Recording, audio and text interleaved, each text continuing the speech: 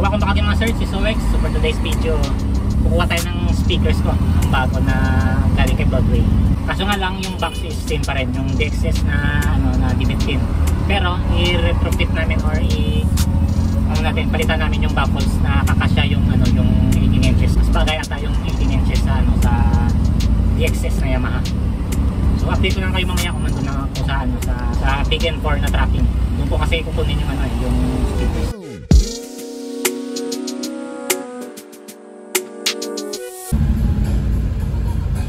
Dua ka box.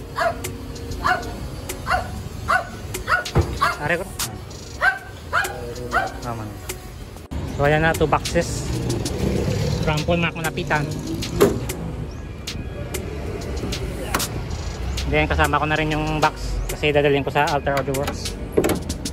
BDM 1812. So next target or next destination is Alter Audio Works. Doon ko kasi ipaano ko yung box ko, retrofit kung tawagin, parang papalitan ng baffles para makikasya yung 18 inches kasi dating 15 inches yun. So kita-kits mamaya, gintas liganis lang naman yun, malapit lang dito. So dyan na yung shop ni Bulldog, Alter Audio Works. Hindi natin kung nandito siya kasi sabi niya baka pinuntahan siya, so hope na nandito siya. Hope. Siguro nandito yung motor niya record niya. Balay.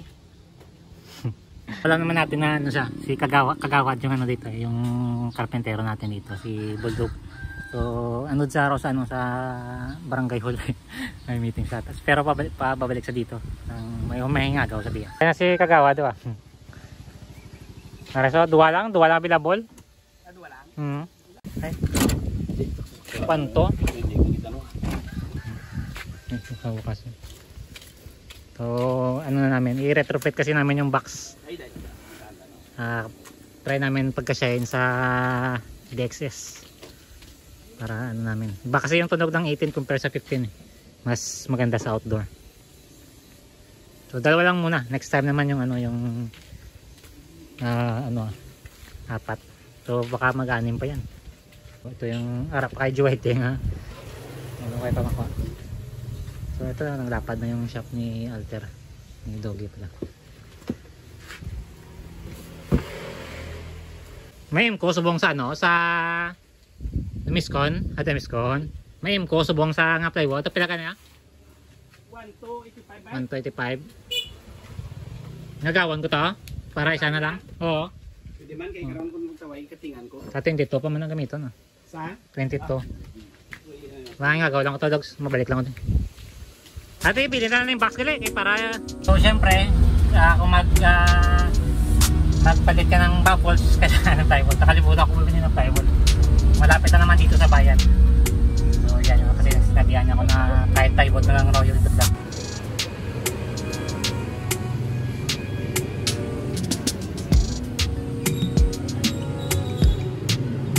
So MCO plywood is 1,285 lang yung presyo niya. Maganda yan, yun yung ginagamit namin. Ito na yung plywood na nabili ko, 3/4 MCO. Yan, ito yung ginagamit namin. Thickness 18 mm. Walang semento. Yan. Yung box na namin, ipalitan namin ng baffles para magkasya yung D15. So wala pa dito si Kagawad sa sa barangay hall. So ako na lang mag-unbox ng BDM 1812K Pro by Broadway. So again, thank you kay bossing natin po Mark Malapitan para sa shipment na to. So 2 pieces lang muna. So ito yung isa. Ayan, may plate ng Broadway. And then syempre may uniform yan. Ayan o. Pinadalan tayo ng uniform. Ayan, so sobrang dami. Tatlo siguro to. Ayan o, Broadway na naman na damit. So may apat tayo na t-shirt na available dito. So sa iba to sa mga grupo natin to. Ito sa akin. Kasi sa akin parang na-fade na yung kulay niya kaya kulay. Broadway professional na t-shirt. So unbox na natin yung totoong kailangan unbox. So ito yung sa akin. Lagay na natin sa labas para medyo mas maganda yung lighting madiin kasi dito sa loob. Broadway BDM 18 12K. or 1200 watts, 4.5 inches voice coil in out, and then ito yung diecast na frame mo yan. So kasya siguro to. Yan. Then ito yung kunya, laki ng ano niya, gas cap. Pero ano na to, 4.5 lang to yung ano niya, yung coil niya. Yan, ito yung ano ng paper cone. And then surround niya, matigas yung surround niya. Yan. Yan. And then terminal push na rin, push down. Although ano siya, untreated pa siya or stuck. Ako lang muna dito kasi wala pa dito si Kagawad, may meeting pa.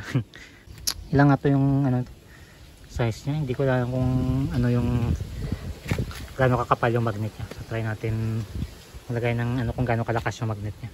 So ganito kalakas yung magnet niya. Yan. Malakas naman siya. Ayan. May hatak naman siya yan. Kasi nakadepende rin sa magnetic charge minsan yung lakas ng ano ng speakers. So yan yung coil niya, naka heat resistant na rin pala siya. Confirm kasi sobrang itim dito, hindi pa nagamit, sunog na, head joke lang. Naka heat resistant coil siya, yan, kulay itim.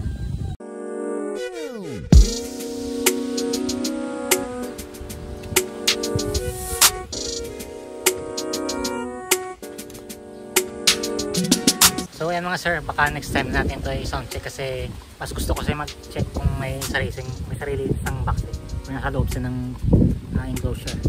Iba pa rin talaga kung may ano. So next time na tayo, kita-kits mga sir.